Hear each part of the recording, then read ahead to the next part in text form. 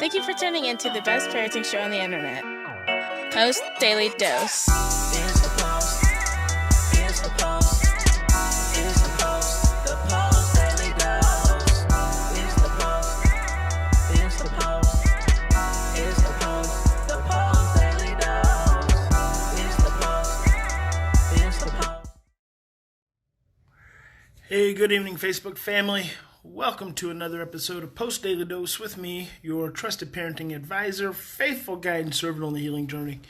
What's my name? Big Papa Bryan+Post. Hope everyone's having a fantastically manic Monday. Just another manic Monday. Did you guys know that Prince wrote that song for the Bengals? I believe it was who sang that. Manic Monday. Prince wrote a lot of songs, actually, that were number one hits that people never realized that he wrote. So anyway, just a little Prince trivia to start off the Daily Dose. In tonight's episode, we're going to talk about something I've been seeing a lot of here lately in my travels to spend time and do parent coaching with families, and that is emotional regression. I've probably encountered more struggles relative to emotional regression over the last month. Maybe I'm just seeing it more. Maybe it's just more clear in my mind and in my heart that's what I'm looking at. So yeah, emotional regression and the trauma lens. What is the trauma lens? Years ago, I started talking about, hello there, Mimi. I started talking about, and I've never done it, but in my lectures, my camps, I used to say, if I'm going to get some sunglasses made, these little, cheesy sunglasses, and inside the sunglasses, there's going to be an infant. So that when you put the sunglasses on and you look at someone, what you see is the infant in the person instead of the adult or the 13-year-old or the 5-year-old. You see the baby and then respond to the baby. That's the trauma lens. The trauma lens is the lens that allows you to see the trauma instead of the behavior. And that's such a big thing. Spent a lot of time, it's good, Cindy, it's good. Breathing and laughing, that's a very good thing. I spent a great deal of time just last night with a granddad, actually, raising his adopted sons. And I started talking to him about the trauma lens with his 13-year-old because, he's seeing this 13-year-old who's seemingly obstinate, who's seemingly not ignoring him, doesn't pay attention, leaving school. And he's telling me, he's quit wrestling and these struggles. And, granddad's granddad, who's now adopted dad, and he's worried, he's stressed, and he's like what I always tell you guys, stress does three things. It causes us to react from the past, obsess about the future, and takes us out of the present. I'm going to say that again. Stress does three things. It causes us to react from the past, obsess about the future, and takes us out of the present. And one of the things Dad said is, I'm afraid he's going to end up in jail. And that's a sign that you know that you are stressed because you're projecting. And this is a kid, and I told Dad, I said, look, he's actually a really good kid. He's not beating anyone up. He's not stealing cars. He's not running away. He's not being disruptive in the classroom.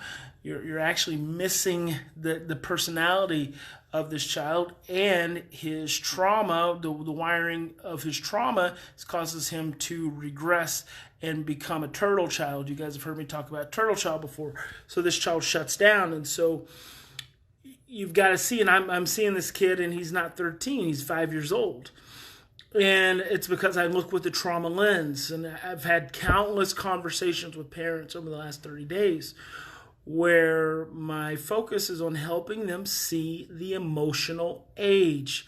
Look through the trauma lens. See the trauma underneath the behavior. I don't know if you guys had a chance to catch the talk I did at Foursquare Church this weekend, Saturday. If you didn't, it's just like one episode back. It's about a 3-hour talk, so there are two parts. This is something I talk about, the regressed child. The The regressed child is driven from their emotional age. Remember, you've got chronological, cognitive, and emotional. Chronological, cognitive, and emotional. When you get stressed out, your emotional age dictates to your chronological and your cognitive. You are regressed. A regressed child is an acting out child, is a stressed out child. There's the other thing. There's four levels of memory. There's a cognitive level of memory. There is a motor level of memory. There's an emotional, cognitive, emotional, and I'm all the time stacking things. And I always like the bottom is the bottom, which means it goes up. So there's cognitive, there's emotional, there's motor, and there's state. We all have these 4 levels of memory. Hello there, Heather. And so it's important to realize that when your child is stressed, they're operating from their state level of memory. Their state level of memory is what dictates to their motor, which is their physical body. It's what dictates to their emotion. So that creates their feelings, and it dictates to their thinking. Now, if you remember when I quote Joseph Ladoan saying, in times of stress, our thinking becomes confused and distorted, and our short-term memory is suppressed. So when your state level gets triggered, that unconscious level of your memory, it dictates to your physical body, your motor memory, your emotions, what you're feeling, and your thinking. You are literally held hostage by that state level of memory. Bruce Perry also refers to that as an amygdala hijacking. I really just tonight, I want to really challenge you to see your child's emotional age. I went through this whole process with a mom. Hey there, Lisa. Went through this whole process with a mom and dad on the phone last night as well. See the emotional age. See the regressed baby. Attend to the baby. Attend to the regressed child. And just talked to a mom today, actually, and I was saying, your child, she thought her child emotionally was about 7. I'm like, no, she's probably about 5, which there are 3 younger siblings. And I said, that probably makes her younger than the 5-year-old most times, and she's 13.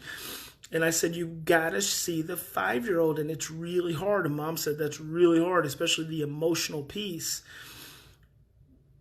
But if you think about it, if you've got a 13-year-old who's emotionally 5, and then you have a 5-year-old who's probably sometimes more emotionally mature than the 13-year-old, just think about the 13-year-old and treat them the same way you would the 5-year-old. I mean, you got to have the same focus. And granted, they may get frustrated and a little more upset because you have to have some stronger limits, but it changes when you look through that different lens, and what changes is you.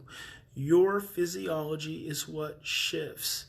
So Ashley says this is incredibly hard because, especially being raised in a very pull yourself up by the bootstraps home, 100%.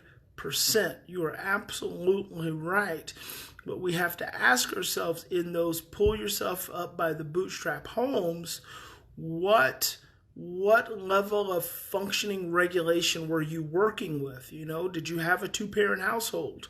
Were you born to your own mother? Did you grow up in your home of origin? Was your parents there all the time? Your lower level functioning state of regulation is 100%, 100 times greater than what your child's is when they come from an adoptive home, when they come from trauma, when they come from foster care, when they come from abuse, when they come from neglect, when they come from a broken home. So I think that's what we struggle to see. And I don't know. It's hard. It's hard for me because I so want to help parents transcend what I feel to be an ego struggle. It's like and that ego struggle is also connected to our own trauma. And so that's probably the difficulty. See, our own trauma gets wrapped up into our egos. And that's, we struggle with our children so much because we personalize their behaviors so much.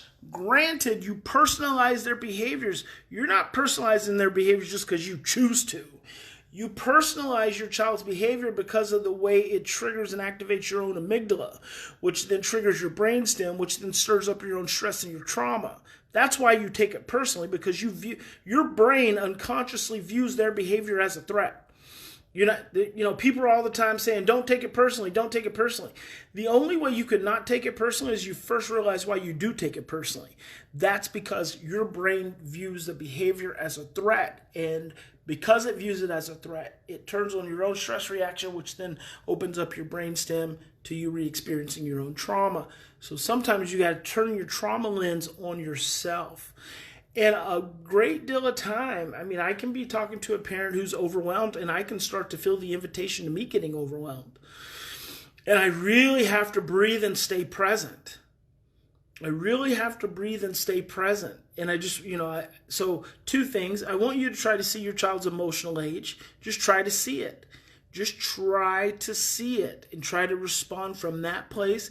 And number two, I really want you to give yourself permission to pause, to slow down. I think there's breakthroughs available for you in those two areas. So that being said, I'm going to sign off for tonight. I've been up since 3 this morning and have covered a lot of miles today. So I'm going to call it a night. Remember, in any given situation, we always have two choices. We can continue to react from our same blueprints of stress, fear, and overwhelm, or we can stop, we can slow down, we can take our 3 to 10 deep breaths, and we can choose love. God bless you. Big Papa loves you. Let me see where I'm at tomorrow. 1, 2, 3. I should be tuning in without any problem. Okay, guys, have a good evening. Love you, Mimi. Hope you stay warm there in Oklahoma. And we'll see you guys later. Good night, everyone.